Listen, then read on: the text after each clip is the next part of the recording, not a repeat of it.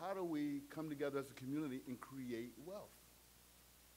Well, how do we build wealth in our communities as an equity solution? And so Amanda's going to tell us how to do that, how to shift our thinking to become wealth builders, wealth creators. Well, first, I want to say I don't know that I need to say anything and just acknowledge this amazing panel. If we can give them an applause.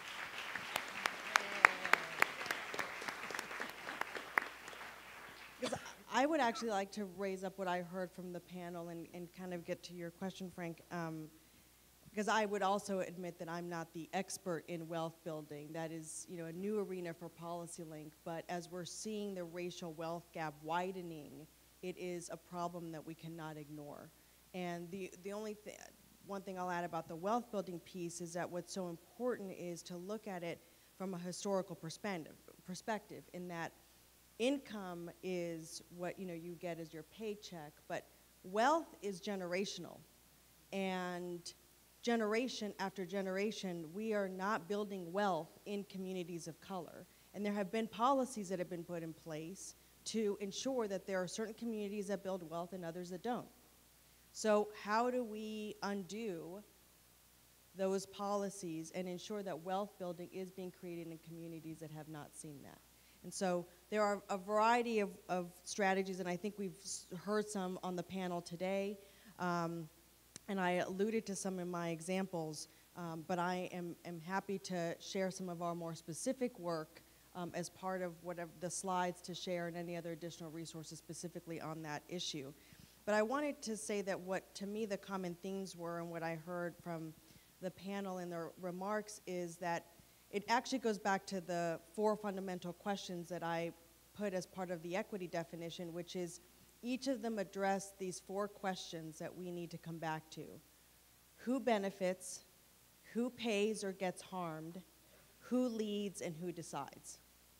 Those are the questions we have to ask ourselves. And every single one of them address that. And in part of that, answering those questions is understanding that this is a journey. And it's a journey for us as individuals, as us as institutions, and as us as a collective society.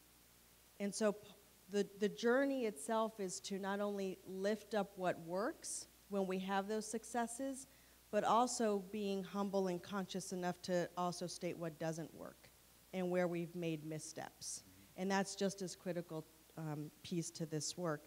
I think what I've also heard is this importance of the nuances of equity. So even in the slides that I presented, I recognize that, to say African American or Latino or Asian American is lumping a whole big group of people. And so the nuances that we need to get to is peeling back the onion and really looking at the various contexts. So in the example around the work of Positive Place, there was really looking at the data. Well, who is in our service population? What are the various identities and factors that are playing into their lives?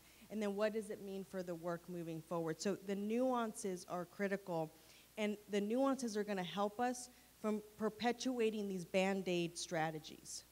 And I think we're very comfortable in Band-Aid strategies, and we need to start ripping off those Band-Aids and getting into really healing the deep wounds.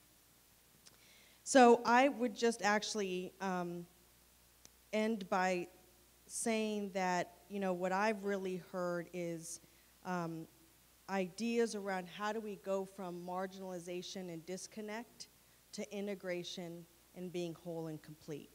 How do we go into a more integrated, holistic approach, and how do we really bring together different voices, different perspectives in a way that will have much broader impact?